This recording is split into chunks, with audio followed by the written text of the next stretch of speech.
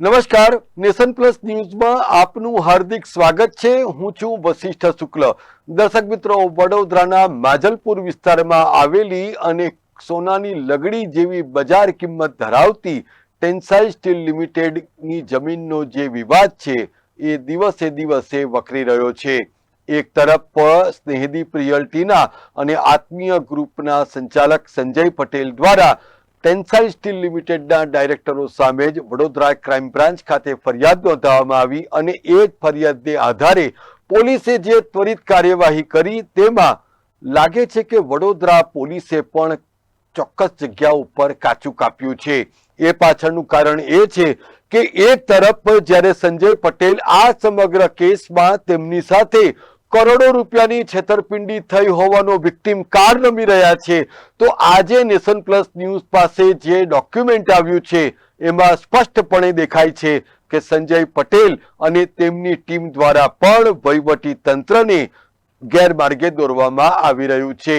તો ચોક્કસથી હવે વહીવટી તંત્ર અને વડોદરા પોલીસે પણ આ દિશામાં નિષ્પક્ષ તપાસ થાય એવી પણ માંગ ઉઠી છે।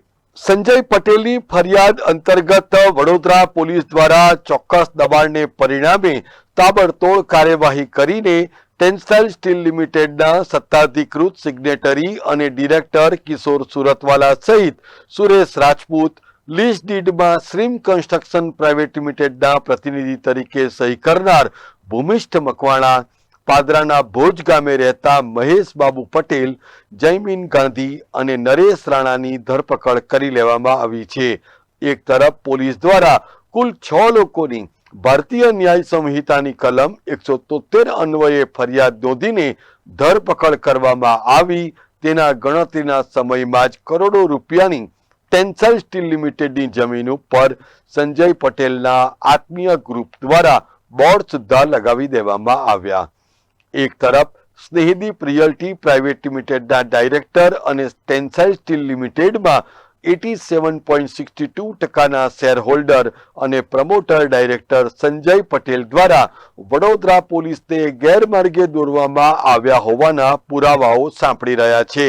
કારણ કે ટેન્સાઇલ સ્ટીલ લિમિટેડ કંપનીના ઓથોરાઇઝ સિગ્નેટરી કિશોર સુરતવાલા દ્વારા આ સમગ્ર પ્રકરણનો પર્દાફાશ કરતી એક ફરિયાદ તારીખ 28મી મેના રોજ વડોદરા પોલીસ કમિશનરને આપવામાં આવી હતી, જેના ઉપર પગલાં લેવાને બદલે પોલીસ દ્વારા આ અરજીને દરકિનાર કરી નાખવામાં આવી હોવાની પણ વાતો બહાર આવી રહી છે।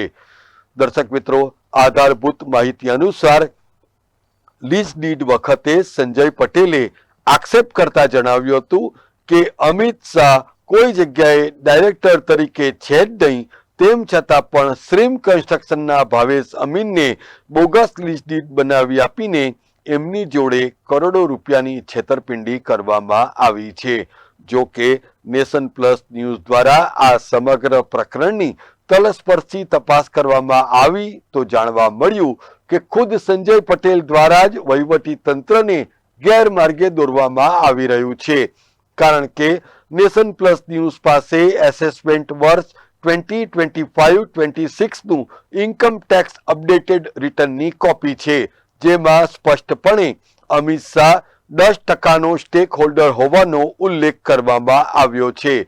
ટેન્સાઇલ સ્ટીલ લિમિટેડ દ્વારા તારીખ 31મી માર્ચ 2026ના રોજ જે રિટર્ન ફાઇલ કરવામાં આવ્યું છે એમાં ખુદ સંજય પટેલ દ્વારા જ આ નાણાકીય ટ્રાન્ઝેક્શન વેલિડ હોવાનું જણાવવામાં આવ્યું છે અને એ પણ પોલીસ ફરિયાદ નોંધાવતા પહેલા જ। હવે એક તરફ સંજય પટેલ ઇન્કમ ટેક્સ ડિપાર્ટમેન્ટમાં ફાઇલ થયેલા રિટર્નમાં સ્પષ્ટપણે જાહેર કરે છે કે ફાઇનાન્શિયલ યર 2024-25માં શ્રીમ કન્સ્ટ્રક્શન અને અન્ય ગ્રુપ કંપનીની 154 કરોડ રૂપિયાની લાયબિલિટી છે અને એ જ હકીકતને પોલીસ ફરિયાદમાં ફેક હોવાનું જણાવે છે।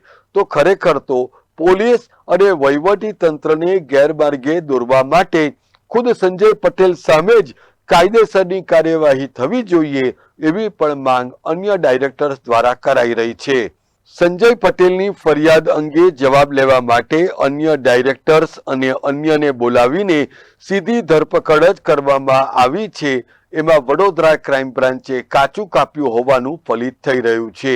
એક તરફ ખુદ આ જ ઇન્કમટેક્સ વિભાગને અપાયેલા અપડેટેડ રિટર્નમાં સંજય પટેલ, ખુદ અમિત શાહ, સુરેશ રાજપૂત, કિશોર સુરતવાલાને ડાયરેક્ટર્સ તરીકે સ્વીકારે છે.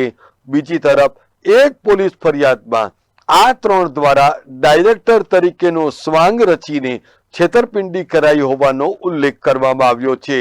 ત્યારે સવાલ એ ઊભો થાય છે કે સંજય પટેલની કઈ વાતને સાચી માનવી? નેશન પ્લસ ન્યૂઝ પાસે રહેલા ડોક્યુમેન્ટમાં સ્પષ્ટપણે આજે પણ અમિત શાહ એ 10% ડાયરેક્ટર છે, તો એ 10%ની અંદર તેઓ કોઈ પણ પ્રકારનો વહીવટ કરવા માટે સ્વતંત્ર છે, જેના ભાગરૂપે જ શ્રીમ કન્સ્ટ્રક્શનના ભવેશ અમીન જોડે સોદો થયો હોવાનું બહાર આવ્યું છે. પોલીસે જેટલી ગતિથી આત્મીય ગ્રુપના સંજય પટેલની ફરિયાદ ઉપર કામ કર્યું, એટલી જ ગતિ અને નિષ્પક્ષતાથી જો ટેન્સાઇલ સ્ટીલ લિમિટેડના અન્ય ડાયરેક્ટર કિશોર સુરતવાલાની ફરિયાદ ઉપર કામ કર્યું હોત તો અત્યારે દૂધનું દૂધ અને પાણીનું પાણી થઈ ગયું હોત. જો કે આધારભૂત માહિતી પ્રમાણે અમિત શાહ, સુરેશ રાજપૂત અને કિશોર સુરતવાલા દ્વારા આ લીગલ બેટલને છેક સુધી લઈ જવાનું મન બનાવી દેવામાં આવ્યું છે. Bureau report, Nation plus news, Vadodara. સમાચારોના સતત અપડેટ મેળવવા માટે અમારી નેશન પ્લસ ન્યૂઝની યુટ્યુબ ચેનલને સબસ્ક્રાઇબ કરો, બેલ આઇકન દબાવો અને જોડાયેલા રહો ફેસબુક, ઇન્સ્ટાગ્રામ અને ટ્વિટર પર.